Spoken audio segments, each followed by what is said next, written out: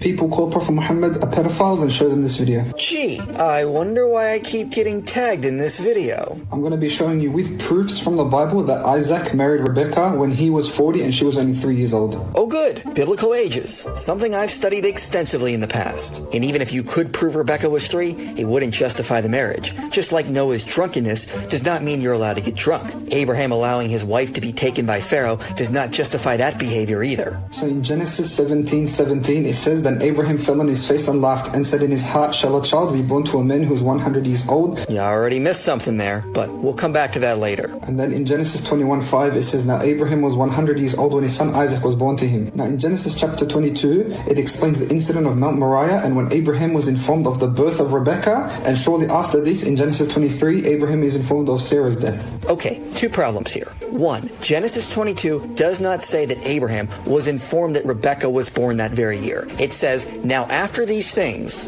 it was told to Abraham, behold, Milcah has also borne children to your brother Nahor." One of these sons was the father of Rebecca. So sometime after the event on Mount Moriah, could have been a month, could have been 10 years, someone came from the east and informed Abraham of the extent of Nahor's family. We're not told how long after that took place, nor are we informed on the year Rebecca was born. Second, Genesis 23 does not say Sarah died the same year of the incident on Mount Moriah. This is just the next big event that happened in Abraham's life. Furthermore, the way Rebecca is described in Genesis 24 does not indicate she's likely a 3-year-old girl. It says when Abraham's servant arrived that Rebecca came out with her water jar on her shoulder. Then she went on to give water to all 10 of the camels that were with him. This sounds like someone with the physical stamina of a much older age. Furthermore, there's no reason to take the ages of the patriarchs literal. If we go back to Genesis 17:17, it says Abraham laughed because he didn't think it was possible for someone to have a child at the age of 100. If the ages are literal, we can do the math and see that when Abraham was born, his own father would have been 130. Abraham's own response in Genesis 17 indicates the ages of the patriarchs are likely symbolic, and this fits with the cultural context as I discuss here. The Israelites were likely giving symbolic numbers to the ages of patriarchs to give them more honor. So there is no reason whatsoever to think Genesis says Rebecca was 3 when she married Isaac. The funny thing is Christians will still find an excuse and say that this is some sort of a translation error. Nope. And as you can see, that is not even remotely how we address this. And even if you were right, it wouldn't justify Isaac's marriage or Muhammad's marriage to Aisha. Just like Noah's drunkenness does not mean it's morally permissible to be drunk.